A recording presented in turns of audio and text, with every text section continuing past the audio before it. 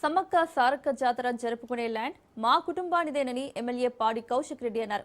జాతరకు మా కుటుంబ సభ్యులతో కలిసి వెళ్తుంటే నన్ను నా కుటుంబ సభ్యులను పోలీసులు అడ్డుకొని నాతో పాటు ఉన్న వారిని అరెస్టు చేశారని ఆరోపించారు. గద్దెల చుట్టూ 30 లక్షల రూపాయలు లైటింగ్ కోసం డొనేట్ చేశానని తెలిపారు. సీఎం రేవంత్ రెడ్డి పైన నేను పోరాడుతుంటే నాపై కక్ష కట్టి కేసులు పెడుతున్నారన్న పాడి కౌశిక్ రెడ్డి కరీంనగర్ సిపి, హుజురాబాద్ ఏసీపీ, జమ్మికుంట సీఐను వెంటనే సస్పెండ్ చేయాలని డిమాండ్ చేశారు.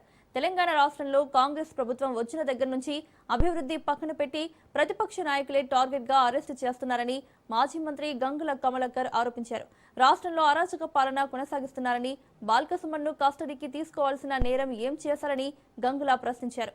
మా నాయకులపై ప్రణాళిక ప్రకారం జైల్లో పెట్టేందుకు సిద్ధమవుతున్నారని మండిపడ్డారు.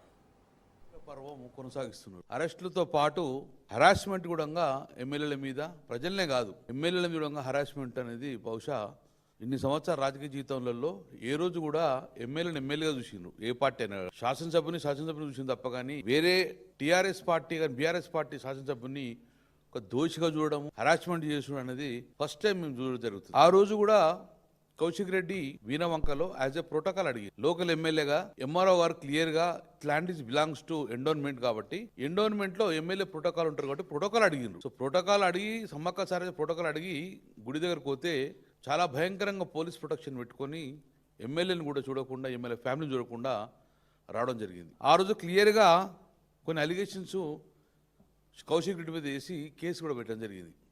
ఏం అలిగేషన్ చేశారు? అక్కడ ఉన్న సిపి గారు మత మార్పిడి చేస్తున్నాడని అన్నాడు అని చెప్పేసి తెలంగాణ ఐపీఎస్ ఆఫీసర్స్ అతని కౌశిక్ రెడ్డి మీద ఒక ఆరోపణ చేశారు. ఇది చాలా శుద్ధ అబద్ధం. మేము కూడా ఖండించడం జరిగింది. ఆ రోజు ఏ రోజు కూడా ఐపీఎస్ ఆఫీసర్ సిపి గారు మత మార్పిడి పాల్పడుతుందని చెప్పి మా కౌశిక్ రెడ్డి ఎక్కడ అనలేదు. దీనికి డెఫినెట్గా మేము అందరం దానికి సిద్ధంగా ఉంటాం. ఆనాడు నేను హుజురాబాద్ నియోజకవర్గాన్ని శాసనసభ్యుణ్ణి. వీణవంక అనేది నా సొంత గ్రామం. నేను పుట్టి పెరిగిన గ్రామం, ఆ వాడలలో తిరిగిన ఒక గ్రామం. ఆ గ్రామంలో సమ్మక్క సారక్క జాతర మా తాతలు ముత్తాతల నుంచి అవుతూ ఉంటుంది. ఆ తాతలు ముత్తాతల నుంచి అవుతున్న సందర్భంగా ఆ ల్యాండ్ ఏదైతే ఉన్నదో సమ్మక్క జాతర ల్యాండ్ కూడా మాదే ల్యాండ్. ఆ ల్యాండ్ మేము డొనేట్ చేయడం జరిగింది. డొనేట్ చేసిన తర్వాత ఆ సమ్మక్క గద్దెలు ఏవైతే మీరు అందరు కూడా ఇవాళ చూస్తూ ఉన్నారో, ఈ సమ్మక్క గద్దెలు మొత్తం కూడా దాదాపు ఈ సమ్మక్క గద్దెల్ని మీరు మొత్తము